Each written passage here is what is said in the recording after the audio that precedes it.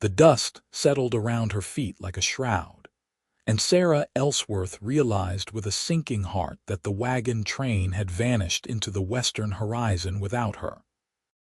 She stood outside McGreevy's trading post in Mallet City, Idaho, clutching the small carpet bag that contained everything she owned in this world, her throat tight with unshed tears.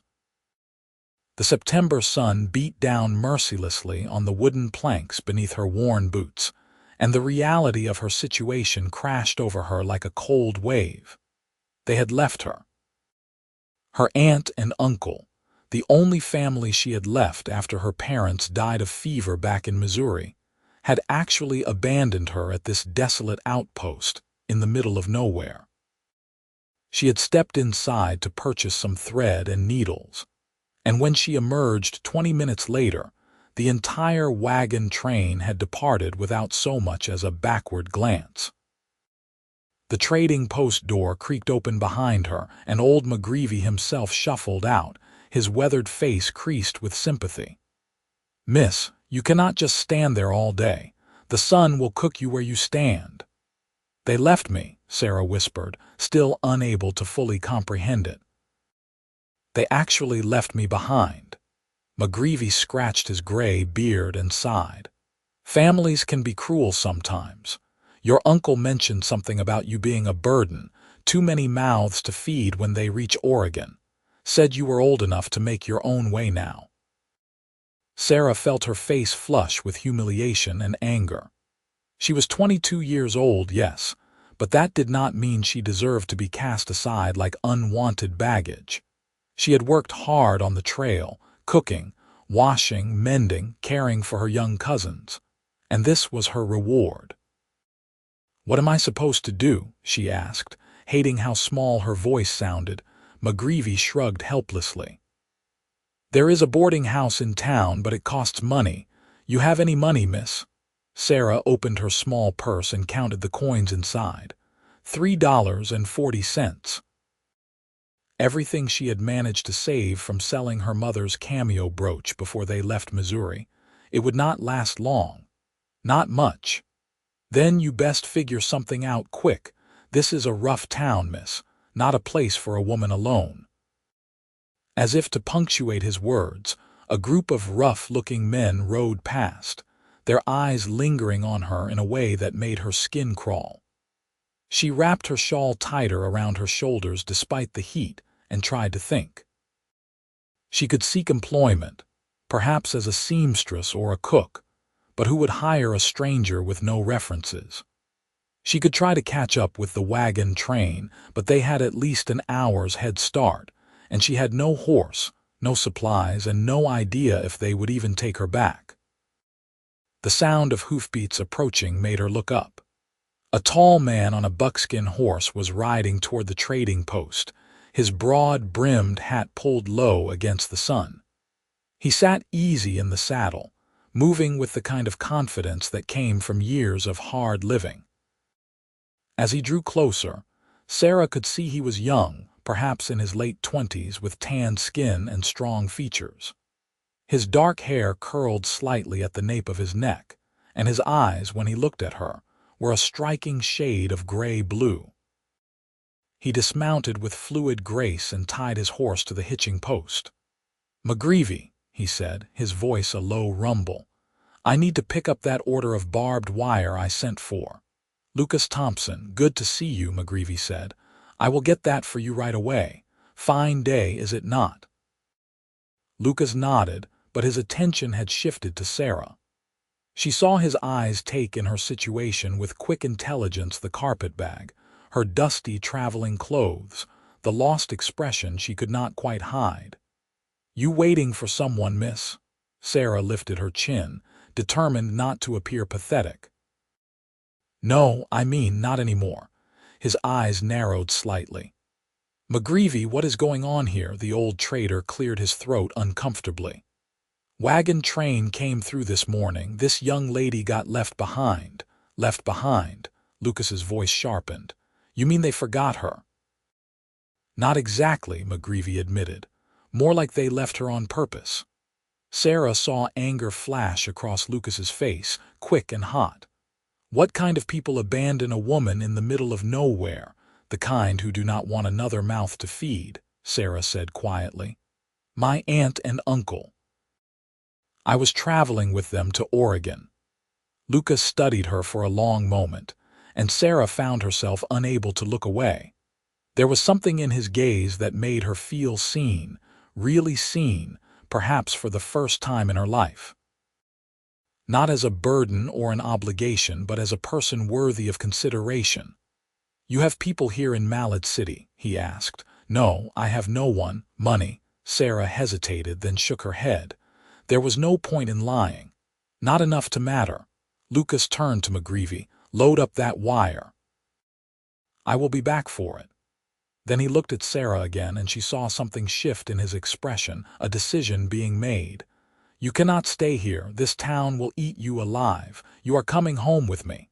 Sarah blinked, certain she had misheard. What? My ranch is about 10 miles north of here. I need help with the house, cooking, cleaning, that sort of thing. My housekeeper moved back east last month to care for her sick mother, and I have been managing on my own, which is to say poorly. You need a place to stay and work. It seems like a solution to both our problems. I do not even know you, Sarah protested, though something in her chest had started to unfurl with hope. Lucas Thompson, he said, holding out his hand. I own the Silver Creek Ranch, been there 5 years. I have cattle, horses, and a house that desperately needs a woman's touch. I can pay you fair wages, and you will have a roof over your head and 3 meals a day. If you hate it or decide to move on, I will bring you back to town and help you find something else. But right now, standing here in the sun with nowhere to go and almost no money, seems to me you do not have a lot of options. He was right, and Sarah knew it. But the idea of going off with a strange man to his isolated ranch was terrifying. What if he was not what he seemed? What if he had darker intentions? As if reading her thoughts, Lucas added, McGreevy here can vouch for me. So can half the people in this town. I am not a perfect man, but I am an honest one. I would never harm a woman or force her to do anything against her will. You would have your own room with a lock on the door. This is a business arrangement, nothing more. McGreevy nodded vigorously. Lucas Thompson is a good man, miss, one of the best around these parts. He is telling you the truth. You would be safe with him. Sarah looked between the two men, her mind racing. Every instinct told her to be cautious, but what choice did she have? The alternative was to stay in this rough frontier town with no money, no protection, and no prospects. At least at the ranch she would have work and a place to sleep. All right, she said finally, her voice steadier than she felt. I will come with you, but if I find the situation unsuitable, you will bring me back to town immediately. You have my word, Lucas said. What is your name? Sarah Ellsworth. Well, Miss Ellsworth, welcome to your new job. Let me get my supplies and we will head out. The sooner we leave, the sooner we will get there before dark. While Lucas went inside with McGreevy to collect his order, Sarah stood beside his horse, trying to calm her racing heart. She was about to ride off into the wilderness with a man she had just met. It was madness. But what was the alternative? She had been abandoned by the only family she had left. She had no money, no friends, no one to turn to. At least Lucas Thompson seemed decent, and McGreevy clearly respected him. That had to count for something. When Lucas emerged carrying coils of barbed wire, she helped him secure them to his horse. He worked with efficient, practiced movements, and she noticed the strength in his arms, the calluses on his hands. These were hands that knew hard work. I will ride and you can sit in front of me, he said. It is not the most comfortable arrangement, but it is only 10 miles. Sarah nodded and allowed him to help her mount. His hands on her waist were firm but respectful, and once she was settled, he swung up behind her. She tensed at the proximity, very aware of his chest against her back, his arms on either side of her as he took up the reins. "Relax," he said quietly.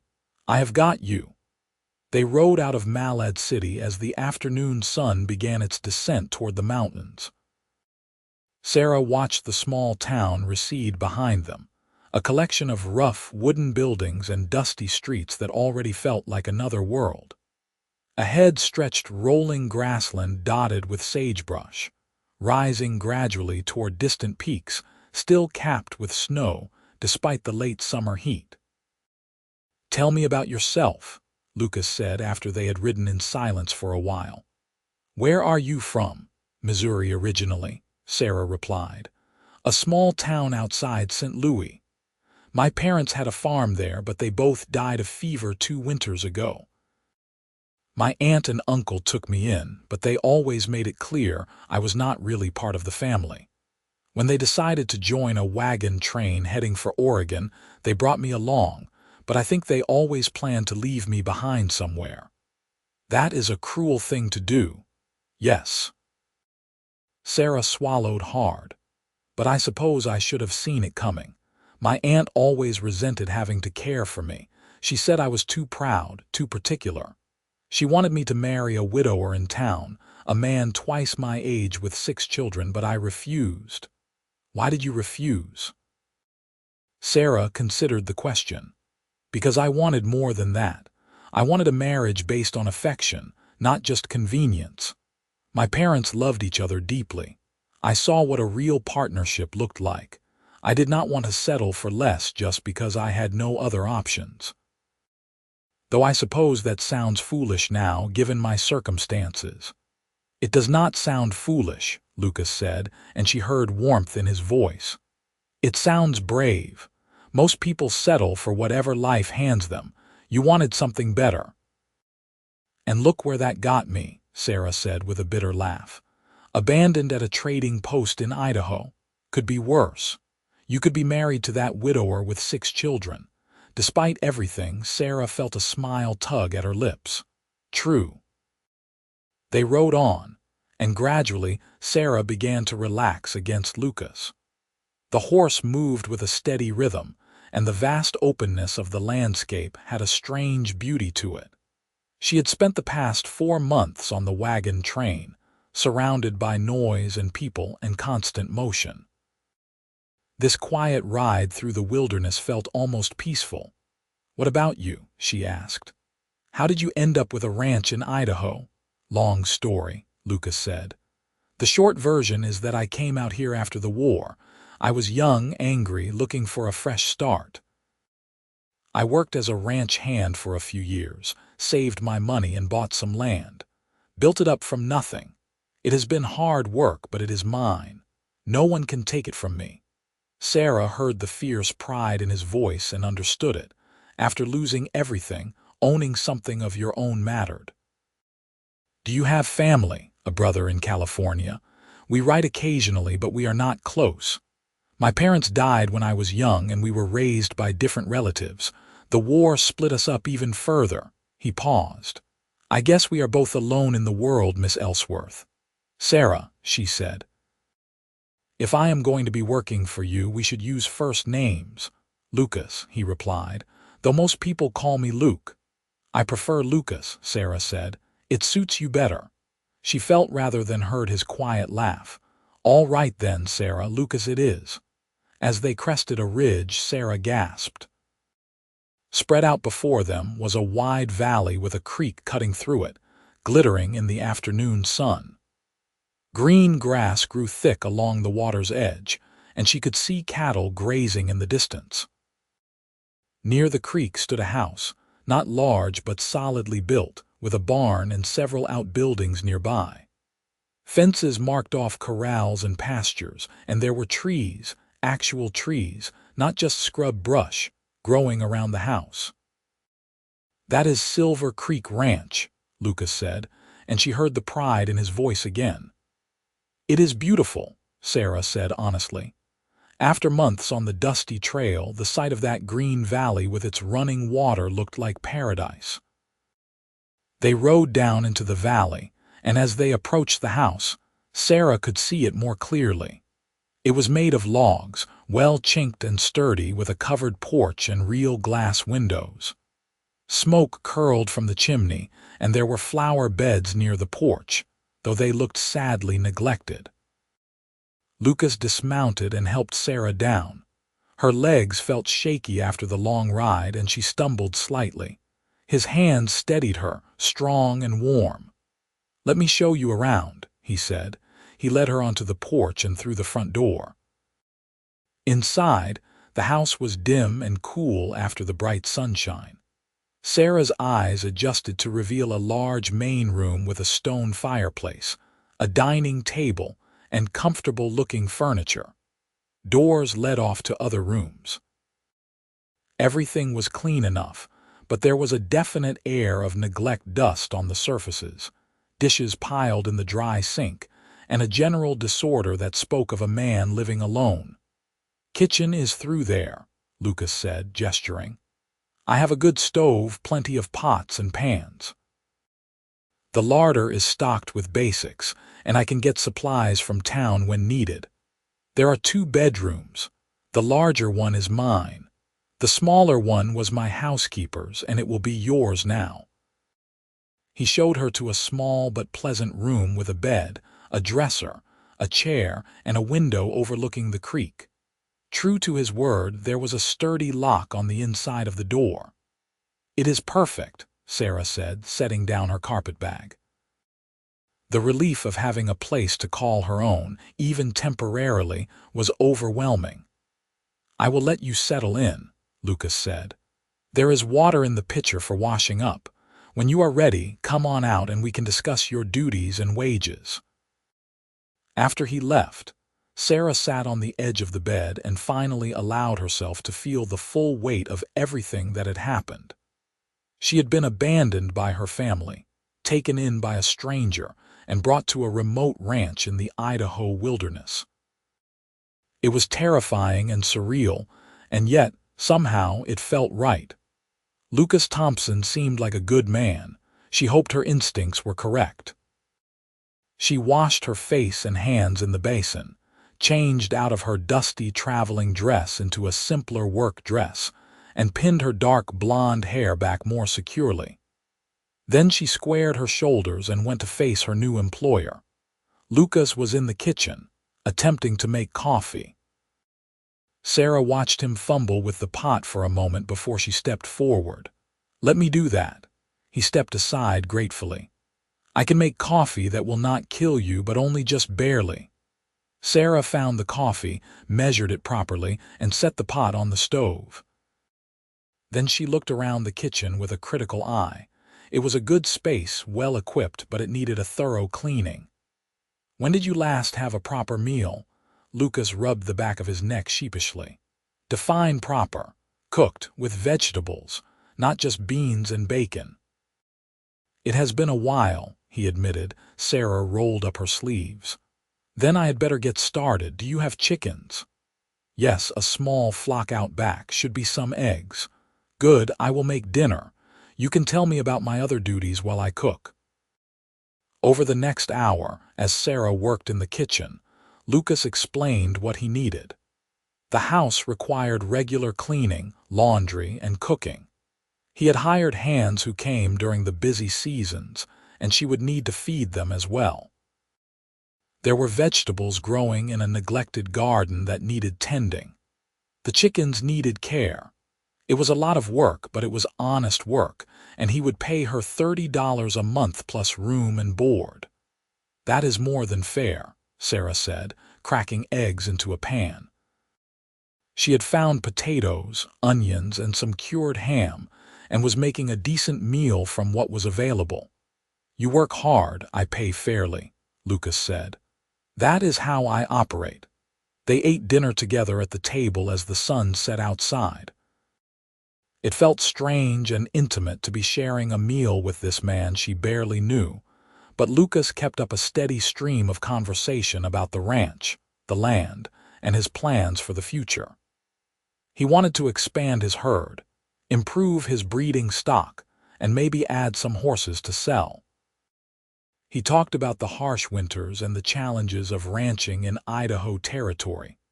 Sarah found herself listening intently, asking questions, offering suggestions. It had been so long since anyone had talked to her like an equal, like her thoughts mattered. Her aunt had always dismissed her opinions, and her uncle had barely acknowledged her existence. But Lucas seemed genuinely interested in what she had to say. "This is delicious," he said, finishing his second helping. "I had forgotten what real food tastes like."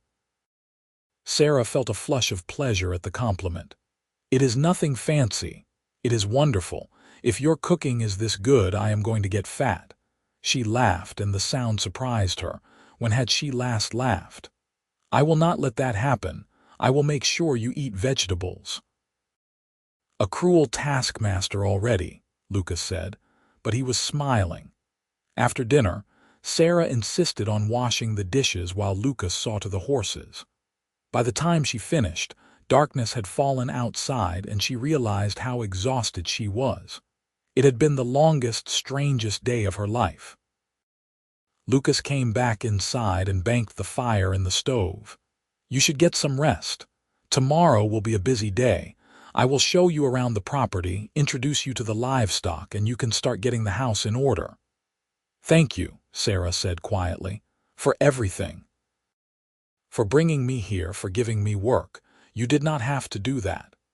Lucas met her eyes and something passed between them, an understanding that went beyond words. "Yes, I did.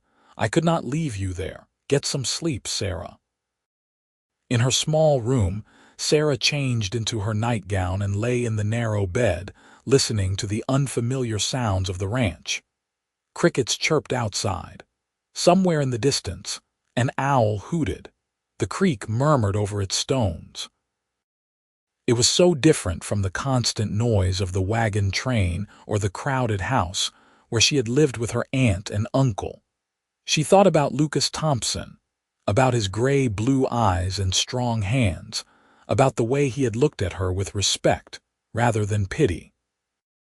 She thought about the life that lay ahead of her here on this remote ranch, and for the first time in a long time, she felt something that might have been hope. Sarah woke before dawn, as she always did, and dressed quickly in the dim light. She could hear Lucas moving around in the main room, and when she emerged from her bedroom, she found him trying to coax the stove to life. "Good morning," she said. "Let me handle that." "You are a lifesaver," Lucas said, stepping aside. "I need to go check on the cattle."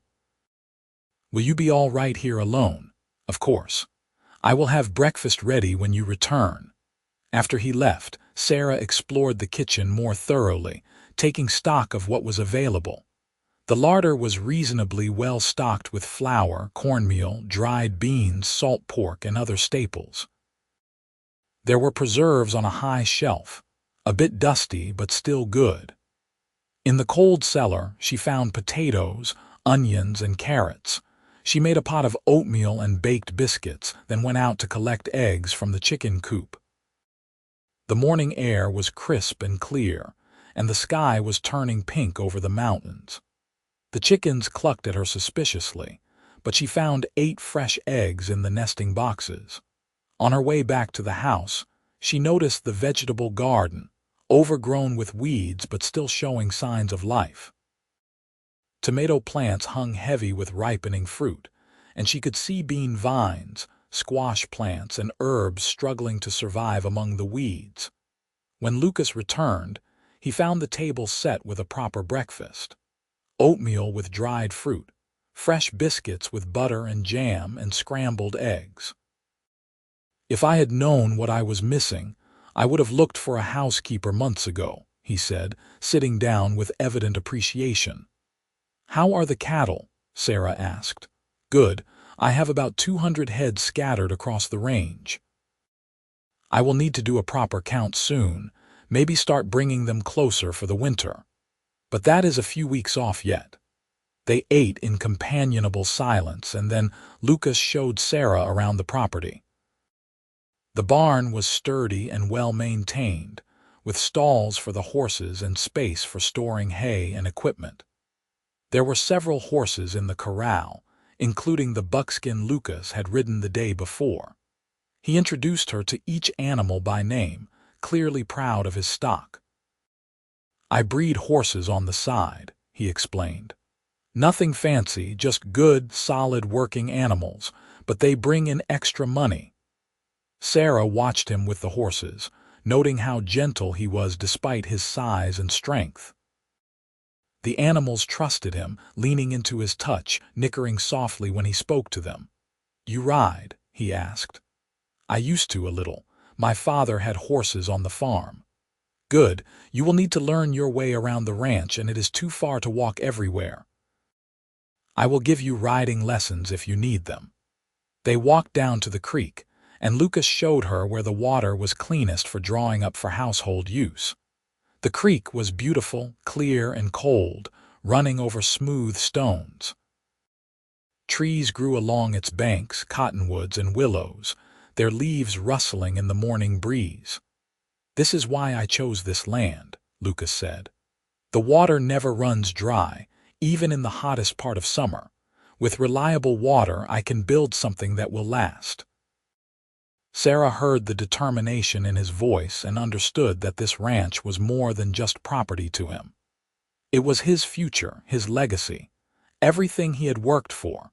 Over the following days, Sarah settled into a routine. She rose early, made breakfast, and then spent the mornings cleaning and organizing the house. The afternoons she devoted to laundry, mending, and working in the garden. Lucas was often out on the range during the day, checking on cattle, repairing fences, or doing the 100 other tasks that kept a ranch running. But he always came back for meals, and they fell into the habit of eating together and talking. Sarah learned that Lucas was 28 years old and had fought in the war for the Union. He did not like to talk about those years much, but she gathered that he had seen terrible things and lost friends. He had come west to escape those memories and build a new life. He was fiercely independent but also kind and fair. He treated her with unfailing respect, never making her feel like a servant, always thanking her for her work. And Sarah found herself thinking about him more than she should. She noticed the way his hair curled when it was damp from washing. She noticed how his eyes crinkled at the corners when he smiled. She noticed the strength in his shoulders and the gentleness in his hands. It was dangerous territory, and she knew it. He was her employer, and she could not afford to develop feelings for him, but her heart seemed to have other ideas. One evening, about 2 weeks after her arrival, Lucas came back to the house earlier than usual. Sarah was in the kitchen, stirring a pot of stew when he entered. "Something smells amazing," he said. "Beef stew with vegetables from the garden. It will be ready in about an hour." "Perfect." "I was thinking, there is a dance in town this Saturday. The whole community comes out for it. Would you like to go?" Sarah turned to look at him, surprised. "A dance?" "Well, it is more of a social gathering, really. Dancing, food, music. It is a chance for you to meet people, make some friends. Living out here can get lonely. I thought you might enjoy it." Sarah's first instinct was to refuse. She had no proper dress for dancing, and the idea of facing a crowd of strangers was intimidating. But then she thought about how isolated she had been, how few people she had interacted with besides Lucas. Maybe it would be good to meet others, to start building a life here. "All right," she said. "I would like that." "Good. We will leave Saturday afternoon. It is about an hour's ride to town." Saturday arrived bright and clear. Sarah wore her best dress, a simple blue cotton that brought out the color of her eyes, and braided her hair in a crown around her head. She felt nervous and excited as they rode toward Malad City, sitting in front of Lucas on his horse as she had that first day. The town was transformed. Lanterns hung from posts, and a large clearing near the church had been set up for dancing. Tables laden with food lined one side, and a group of musicians were tuning their instruments. People milled about in their finest clothes, laughing and talking. Lucas helped Sarah down, and immediately several people came over to greet him. She met the blacksmith, the general store owner, the doctor, and numerous ranchers and farmers from the surrounding area. Everyone seemed to know and respect Lucas, and they welcomed Sarah warmly once they learned she was his new housekeeper. "Lucas Thompson needs someone to keep him in line," one older woman said with a wink. "That man would work himself to death if left to his own devices." As the sun set, the music started and people began to dance. Sarah stood on the sidelines watching until Lucas appeared at her elbow. "Dance with me," he said. "I have not danced in years," Sarah protested. "Neither have I. We will be terrible together." She laughed and took his offered hand. He led her into the crowd of dancers, and they joined the spinning, laughing couples. It was a simple country dance, nothing fancy, but Sarah felt light and free in a way she had not felt in years. Lucas was not a graceful dancer, but he was enthusiastic, and when he spun her around, she found herself laughing breathlessly. They danced several more dances, and then took a break to get lemonade and sample the food. Sarah was introduced to more people, and several women invited her to a quilting circle that met monthly. It felt good to be part of a community again, to be welcomed and included. As the evening wore on and the dancers became more energetic, Lucas led Sarah away from the crowd to a quieter spot under the stars. "Having a good time?" he asked. "Yes," Sarah said honestly. "Thank you for bringing me. I am glad." He looked at her for a long moment, and Sarah felt her heart beat faster. There was something in his expression, something warm and intent that made her breath catch. "Sarah, I have been thinking," he started, then stopped. "Never mind, it is not the right time." "What is it?" she asked, curious. He shook his head. "Another time. We should head back. It is a long ride, and we both need to be up early tomorrow." On the ride home, Sarah leaned against Lucas's chest and wondered what he had been about to say. The moonlight turned the landscape silver, and the night air was cool against her flushed cheeks. She felt his arm tighten slightly around her waist, steadying her, and she allowed herself to imagine, just for a moment, what it would be like if this was more than just an employer and employee relationship. The next few weeks passed quickly. The weather began to turn cooler as September gave way to October. Lucas started moving the cattle closer to the ranch in preparation for winter, and Sarah helped him prepare for the coming cold months. She pickled vegetables from the garden, made preserves, and helped him stock the larder with supplies. They worked side by side, and Sarah could not deny the growing connection between them. There were moments when their hands would brush while working, and the contact would send shivers up her arm. There were evenings when they sat by the fire, talking long into the night, sharing stories and dreams. Lucas told her about his childhood, his brother, his hopes for the ranch. Sarah told him about her parents, about the books she loved to read, about the life she had imagined for herself before everything fell apart. One cold October morning, Sarah was in the barn gathering eggs when she heard horses approaching. She emerged to see 3 riders coming up the path to the house. Lucas was out on the range, and she felt a flutter of nervousness. The men looked rough, unshaven and dusty from travel. "Good morning," she called out, keeping her voice steady. "Can I help you?" The lead rider, a heavy-set man with a scarred face, looked her up and down in a way that made her skin crawl. "Lucas Thompson around. He is out working. He should be back by midday. Can I give him a message? We will wait," the man said, dismounting. The other 2 followed suit. Sarah did not like this at all. "You are welcome to water your horses, but I cannot invite you inside. Mr. Thompson would not approve of me entertaining guests in his absence." The scarred man laughed, a harsh sound. "Entertaining guests, that is a good one. We are not guests, lady." We are business associates of Thompson's, and we will wait inside where it is warm." "I am afraid I must insist," Sarah said, backing toward the house. "You can wait in the barn if you like." The man took a step toward her, and Sarah's heart began to race. She was reaching for the door handle when she heard the thunder of hoofbeats. Lucas appeared around the side of the barn, his horse at a gallop. He pulled up hard, swinging down from the saddle with his hand on the gun at his hip. "That is far enough, Dutch," he said, his voice cold and hard. Sarah had never heard him sound like that. The scarred man, Dutch, held up his hands with a mocking smile. "Easy, Thompson, we just came to talk business." "We have no business. I told you that last time. Your land borders the creek. My boss wants access to that water for his cattle. It is a simple request." And I gave you my answer.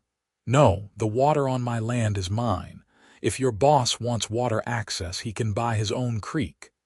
"You are being unreasonable," Dutch said, and his companion spread out slightly, a subtle but threatening movement.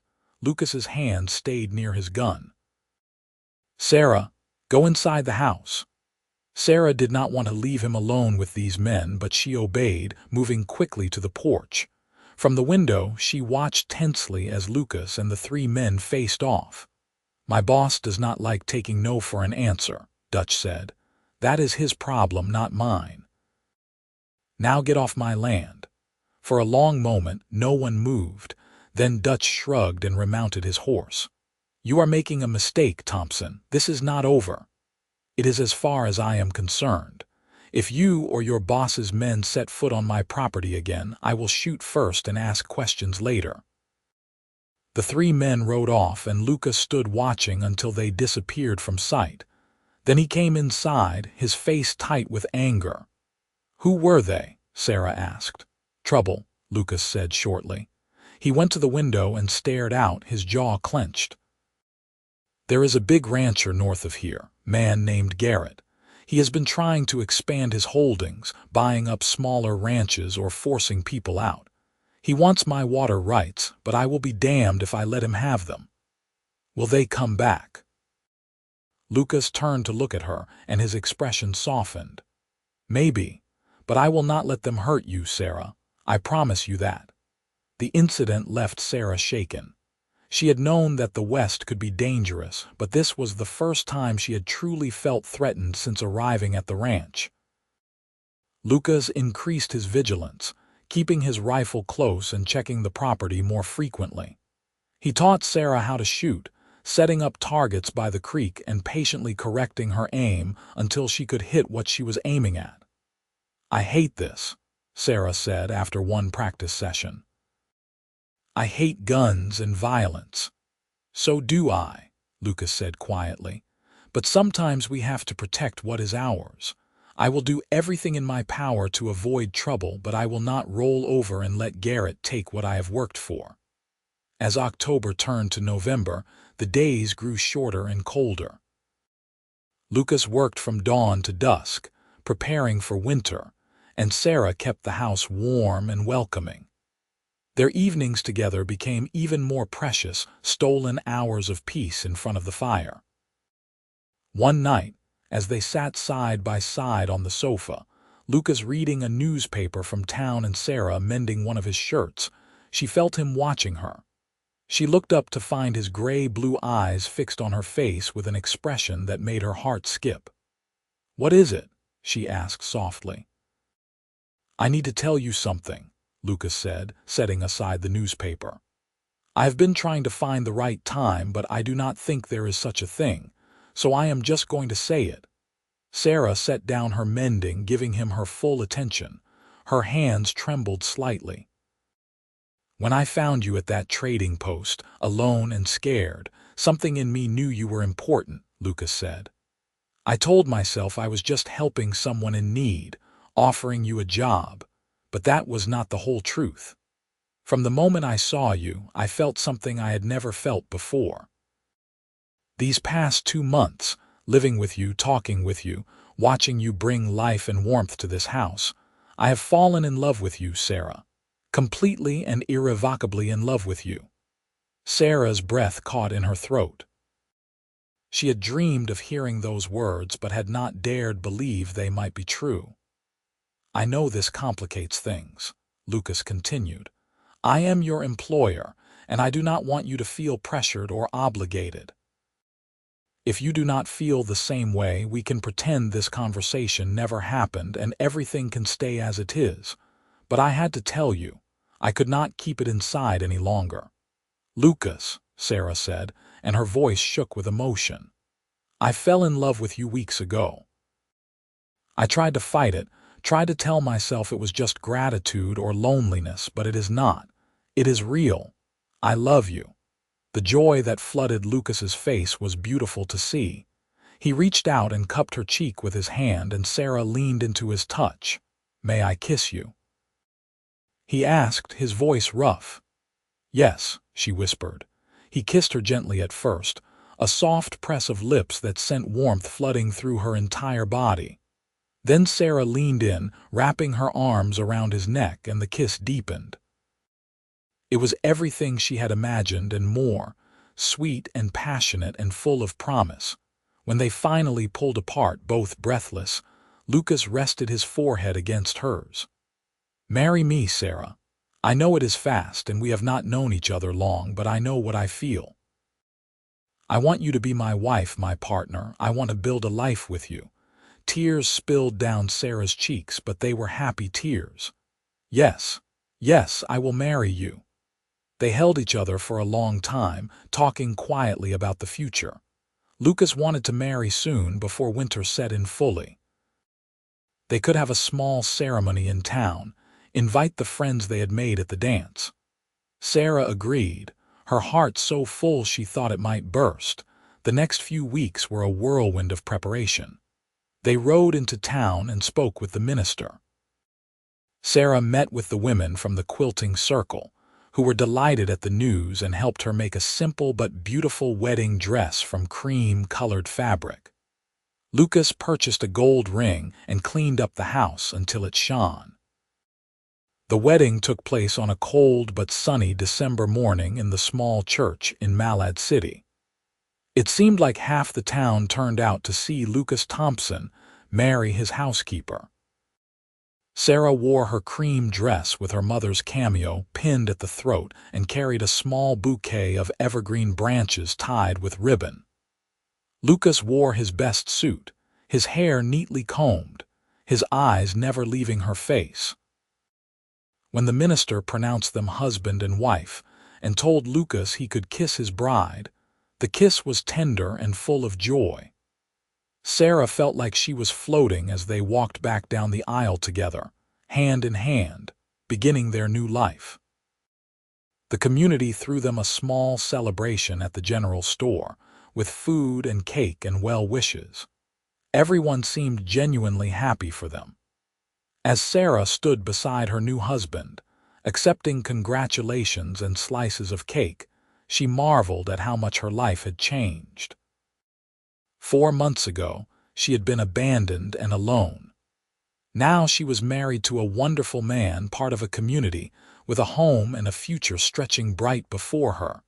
They rode back to the ranch in the afternoon, and Lucas carried her over the threshold, both of them laughing. The house was warm, the fire burning in the hearth, and everything looked beautiful in the golden afternoon light. "Welcome home, Mrs. Thompson," Lucas said, setting her down gently. "It has been home for a while now," Sarah said, reaching up to touch his face. "But now it is perfect." That night, in Lucas's bedroom, which was now their bedroom, they came together as husband and wife. Lucas was gentle and patient, and Sarah felt cherished in a way she had never experienced. Afterwards, lying in his arms with her head on his chest, listening to the steady beat of his heart, she felt complete. "I love you," she whispered. "I love you too," Lucas said, pressing a kiss to the top of her head. "I will spend every day of my life making sure you never regret saying yes to me." Winter settled over the ranch, blanketing everything in snow. Sarah and Lucas worked together to care for the animals, keep the house warm and pass the long, cold months. But the isolation did not bother Sarah.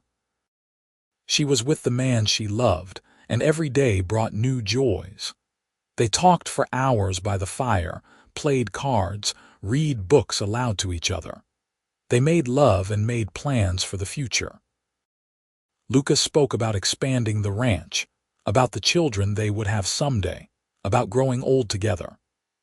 Sarah shared her own dreams, about planting a bigger garden in the spring, about maybe getting some pigs and sheep, about filling the house with life and laughter. One snowy evening in January, there was a knock at the door.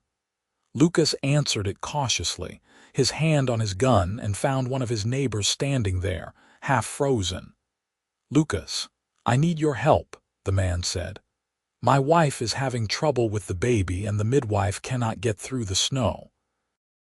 I remember Sarah saying she helped deliver babies back in Missouri. Sarah had indeed helped the midwife in her hometown several times. She quickly bundled up, grabbed the medical supplies she had on hand, and rode out with Lucas and the neighbor into the freezing night. The neighbor's cabin was small and drafty, and his young wife was in hard labor, frightened and exhausted. Sarah took charge immediately, sending the men to boil water and gather blankets while she examined the woman. It was a difficult birth. The baby was breech, and for several hours Sarah worked tirelessly, drawing on everything she had learned. Lucas stayed close, helping when needed, his presence steady and reassuring. Finally, just before dawn, a baby boy was born, small but healthy, his cries filling the cabin. The new mother wept with relief and gratitude, and her husband thanked Sarah over and over. Sarah cleaned and swaddled the baby, checked on the mother, and made sure they both were stable before she and Lucas rode home through the gray morning light. "You were amazing," Lucas said as they rode. "You saved that baby's life." Sarah was exhausted but happy. "I am just glad I could help." Word of what Sarah had done spread through the community, and she found herself called upon several more times that winter to help with difficult births or to nurse sick children. She did not mind. It felt good to be useful, to use the skills she had learned. And Lucas supported her completely, always ready to ride out with her no matter the weather or the hour. As winter gave way to spring, Sarah realized she had missed her monthly courses. At first she thought it was just stress or the change in her routine, but as the weeks passed and other signs appeared, she knew. She was carrying Lucas's child. She told him one evening in early March as they sat together after dinner. "Lucas, I have news." He looked up from the harness he was mending. "What is it?" "I am with child. We are going to have a baby." The harness fell from his hands as he stared at her, his face transforming with wonder and joy. Then he was across the room, pulling her into his arms, holding her so tightly she could barely breathe. "A baby," he said, his voice thick with emotion. "We are going to have a baby." "Are you happy?" Sarah asked, though she could see that he was. "Happy? Sarah, I am beyond happy. I am terrified and thrilled and grateful all at once. This is everything I wanted. You are everything I wanted." They held each other for a long time, and Sarah felt tears of joy on her cheeks. She had been so afraid just months ago that her life was over. But instead, it was just beginning. Spring arrived in full force, turning the valley green and filling the air with the scent of new grass and wildflowers. Sarah worked in the garden, planting vegetables and herbs, while Lucas tended to the cattle and horses. Her pregnancy progressed smoothly, and she bloomed with health and happiness. In May, trouble returned. Lucas was out checking fences when he found several cut, allowing his cattle to wander onto the neighboring property. It was clearly sabotage. He returned to the ranch to find Sarah in the garden, and his face was dark with anger. "Garrett's men," he said. "They are trying to provoke me into a fight." "What are we going to do?" Sarah asked, her hand going protectively to her rounded belly. "I am going to talk to the sheriff. This has to stop. I will not put you and our baby at risk." Lucas rode into town that very afternoon and returned with the sheriff, a tall, weathered man named Porter. They checked the fences together, documented the damage, and the sheriff promised to have a word with Garrett. But Lucas was not reassured. "Men like Garrett do not listen to words," he said that night. "They only understand force, but I will not start a range war. I have too much to lose now." Over the next few weeks, more incidents occurred. Cattle were driven off. A fire was set in the hay barn, but Lucas caught it in time and put it out. Each incident ratcheted up the tension, and Sarah lived in constant fear that something terrible would happen. Then one evening in June, Garrett himself appeared at their door. He was a big man, well-dressed and confident, with cold eyes and a hard mouth. Lucas stepped out onto the porch to meet him, and Sarah stood in the doorway, listening. "Thompson, you have been a thorn in my side long enough," Garrett said without preamble. "I am prepared to make you a generous offer for your land, twice what it is worth." "It is not for sale," Lucas said flatly. "Everything is for sale at the right price. You have a wife now, a baby on the way. Think about them. Think about what is best for your family." "What is best for my family is to keep our home," Lucas said, his voice hard. "I built this ranch from nothing. It is my legacy for my children. I will not sell it to you or anyone else." Garrett's face darkened. "You are making a mistake. I can make your life very difficult." "You have already tried that. Cut fences, stolen cattle, arson. The sheriff knows all about it. If you continue, I will press charges and you will end up in jail." "You cannot prove anything," Garrett said, but there was uncertainty in his voice now. "I have witnesses. I have evidence. And I have friends in this community who will stand with me. You may be rich and powerful, but you are not invincible. Now get off my land and do not come back." For a moment, Garrett looked like he might argue further. Then he glanced past Lucas and saw Sarah standing in the doorway, her hand on her pregnant belly, and something in his expression changed. He nodded curtly and mounted his horse. "This is not over," he said, but it sounded more like a formality than a threat. "Yes, it is," Lucas said quietly. They watched Garrett ride away, and when he was out of sight, Lucas turned to Sarah and pulled her into his arms. "It is over. I know it is. He saw you, saw that I have something worth protecting, and he realized I will fight to the death to keep it. Men like him prey on the weak. I am not weak." And he was right. Garrett did not return, and his men stopped their harassment. The sheriff later told them that Garrett had sold his ranch and moved back east, his ambitions in Idaho thwarted. Lucas and Sarah could finally breathe easy. Summer was beautiful on the ranch. Sarah's belly grew round and full, and Lucas fussed over her constantly, insisting she rest and not work too hard. They prepared the small bedroom that had been hers for the baby, painting it a cheerful yellow and building a cradle from smooth pine wood. On a hot August afternoon, Sarah's labor began. Lucas rode for the midwife, the same woman Sarah had worked with during the winter, and then stayed by Sarah's side through the long hours of labor. He held her hand, wiped her forehead, whispered encouragement. At sunset, their son was born, a healthy, squalling baby with a shock of dark hair and his father's gray-blue eyes. Lucas wept as he held his son for the first time, and Sarah watched with a heart so full of love she thought it might overflow. "What should we name him?" Lucas asked, his voice awed. "What about James?" Sarah suggested. "After your father, James Thompson," Lucas said, testing the name. "It is perfect. He is perfect. You are perfect." The first year of their son's life passed in a blur of sleepless nights and joyful days. James was a happy, healthy baby who seemed to love the ranch as much as his parents did. Lucas was a devoted father, always ready to walk the floor with a fussy baby or change a diaper. Sarah had never seen him happier. They hired a couple of ranch hands to help with the work, which allowed Lucas more time with his family. The ranch prospered. Lucas's breeding program for the horses began to pay off, and he sold several animals for good prices. They expanded the herd of cattle and built new outbuildings. The house rang with laughter and life.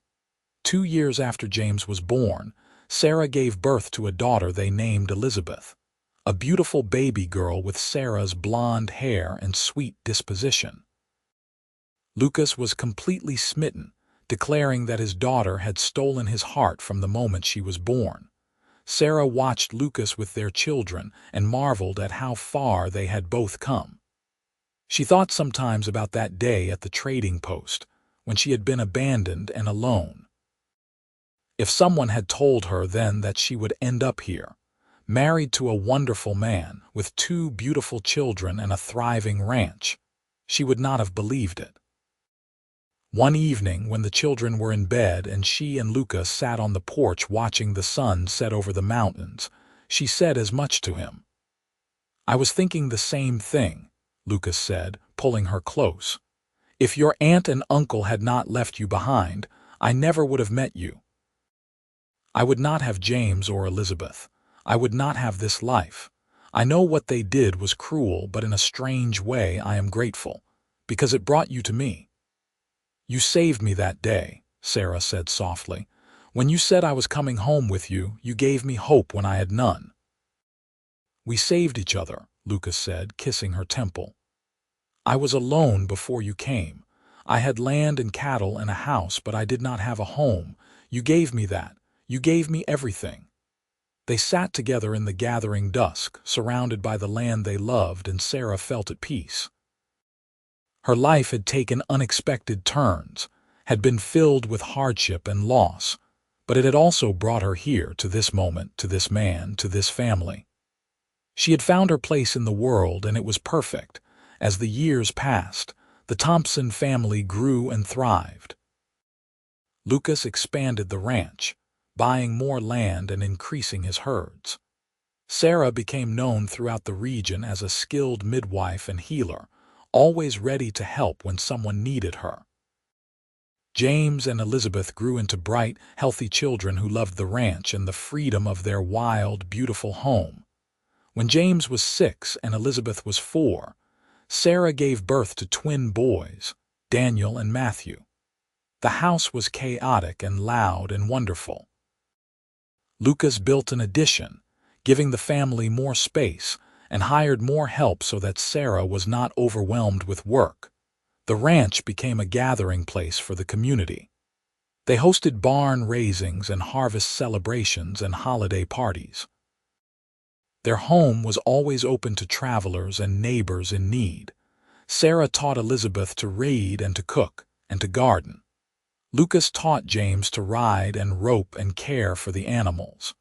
The twins toddled after their older siblings, getting into mischief and making everyone laugh. On their 10th wedding anniversary, Lucas took Sarah into town and bought her a beautiful locket, which he filled with tiny photographs of their children. They had dinner at the hotel, a rare evening alone, and reminisced about their early days together. "Do you remember when I first brought you here?" Lucas asked. "You were so scared but trying hard not to show it. I thought you might be a madman, taking me off to your isolated ranch," Sarah admitted with a laugh. "But you were so kind, so respectful, I knew I could trust you." "I fell in love with you so fast," Lucas said, reaching across the table to take her hand. "I fought it for weeks, telling myself it was too soon, that I barely knew you, but the heart knows what it knows." "Mine certainly did," Sarah said. "I tried to convince myself it was just gratitude, but it was so much more than that. You made me feel valued and cherished. You gave me a home and a family. You gave me a life I never dreamed possible." They returned to the ranch under the stars, and Sarah leaned against Lucas's side, content. She thought about the young woman she had been, standing alone at that trading post, her future uncertain and frightening. She wished she could go back and tell that girl that everything would be all right, that she would find love and happiness beyond her wildest dreams. The children grew older. James became a skilled horseman and ranch hand, working alongside his father and learning everything Lucas could teach him. Elizabeth was gentle and artistic, filling the house with drawings and poems. The twins were wild and adventurous, always getting into scrapes but bringing joy wherever they went.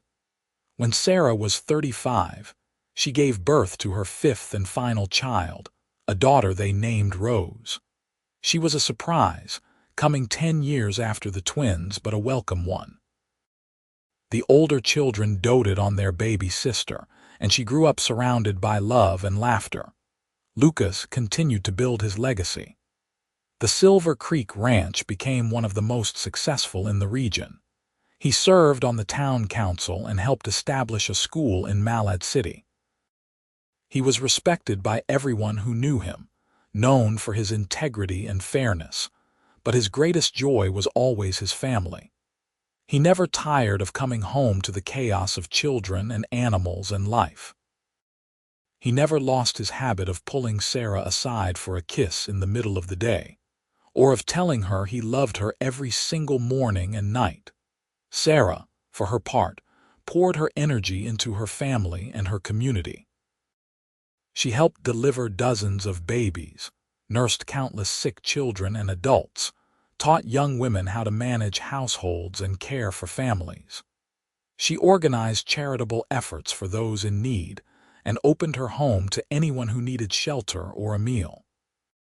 She had found her purpose, and it filled her with satisfaction. The years were not without challenges. There were harsh winters that tested their resolve, cattle lost to disease, injuries, and scares. When James was 15, he broke his leg in a riding accident, and Sarah sat by his bedside for days, nursing him back to health. When Elizabeth was 17, she fell in love with a young rancher from a neighboring property, and Sarah and Lucas had to learn to let their daughter go when she married and moved away, though she stayed close and visited often. The twins grew into strong, capable young men who helped run the ranch. They were different from James, less interested in the day-to-day operations and more drawn to adventure, but they loved the land and their family and always came home. Rose, the baby, grew into a beautiful young woman with her mother's kind heart and her father's determination. She wanted to be a teacher, and Lucas and Sarah supported her dreams, sending her to school in Boys when she turned 18. As Sarah and Lucas entered their 40s and then their 50s, they watched with pride as their children built their own lives. James married a lovely young woman named Catherine and took over more of the ranch operations, building a house on the property for his growing family. The twins eventually settled down as well, one marrying and starting a horse breeding operation, the other joining the territorial government and moving to Boys. Elizabeth and her husband had 4 children and a prosperous ranch of their own. Rose became a teacher in Malad City, shaping young minds and making a difference in her community. And through it all, Sarah and Lucas were there, the steady center of a large, loving, boisterous family. On their 30th wedding anniversary, surrounded by children, grandchildren, friends, and neighbors, Lucas stood up to make a toast. His hair was gray now, his face lined with age and weather, but his eyes were as bright as ever when he looked at Sarah. 30 years ago, I rode into town for barbed wire and came home with the love of my life, he said, and everyone laughed. Sarah, you were abandoned at that trading post, alone and scared, and I said you were coming home with me. It was the best decision I ever made. You have given me 30 years of happiness, 5 incredible children, and more grandchildren than I can count. You have made my house a home and my life complete. I love you more today than I did on our wedding day, and I will love you until my last breath and beyond." Sarah stood and went to him, and he pulled her close and kissed her, to the applause and cheers of everyone gathered. She looked out at the faces of her children and grandchildren, at the friends they had made, at the life they had built together, and she knew with absolute certainty that she was exactly where she was meant to be. "I love you," she whispered against his lips. "And I love you," he whispered back. They stayed on the ranch for the rest of their lives, watching the seasons turn and the years pass. They grew old together, their love deepening with time, their bond unbreakable. They held grandbabies and great-grandbabies, celebrated birthdays and holidays, weathered losses and rejoiced in triumphs. When they were in their 70s, Lucas's health began to fail. His body, worn out from years of hard work, could no longer keep up with his spirit. Sarah nursed him tenderly, and he never complained, grateful for every day he had with her. On a soft spring evening with the windows open and the smell of lilacs drifting through the house, Lucas passed away peacefully in Sarah's arms. She held him as his breathing slowed and then stopped, tears streaming down her face but her voice steady as she whispered her love one last time. The family gathered to mourn and remember. They buried Lucas on a hill overlooking Silver Creek, beneath the trees he had planted decades before. Sarah stood at the graveside, surrounded by her children and grandchildren and great-grandchildren, all the lives that had come from that single decision 30 years ago when Lucas had seen a woman in need and offered her a home.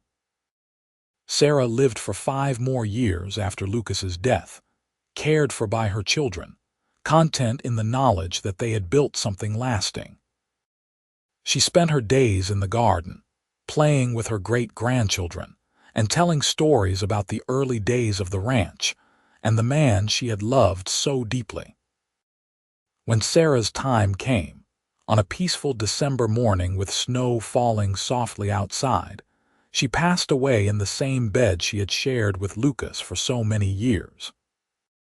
Her last thoughts were of him, of that first day when he had looked at her with respect and kindness and said those life-changing words, "You are coming home with me."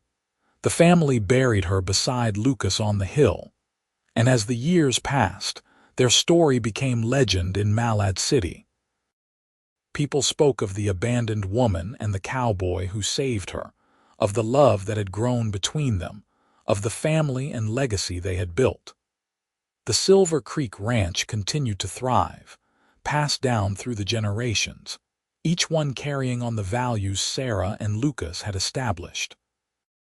And on quiet spring evenings, when the wind blows through the valley and the creek murmurs over its stones, some say you can still feel their presence there. 2 souls who found each other against all odds and built a love that would last forever. Their story became a reminder that sometimes, in our darkest moments, salvation comes from unexpected places, and that true love, when nurtured and cherished, can overcome any obstacle and create something beautiful that echoes through generations. The house still stands, renovated and expanded but retaining its original heart, filled now with the great-great-grandchildren of Sarah and Lucas Thompson. The garden Sarah planted still blooms every spring. The creek still runs clear and cold.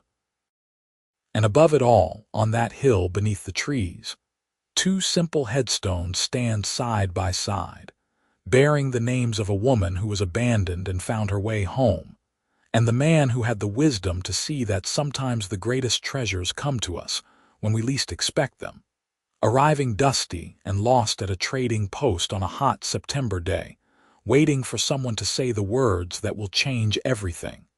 "You are coming home with me."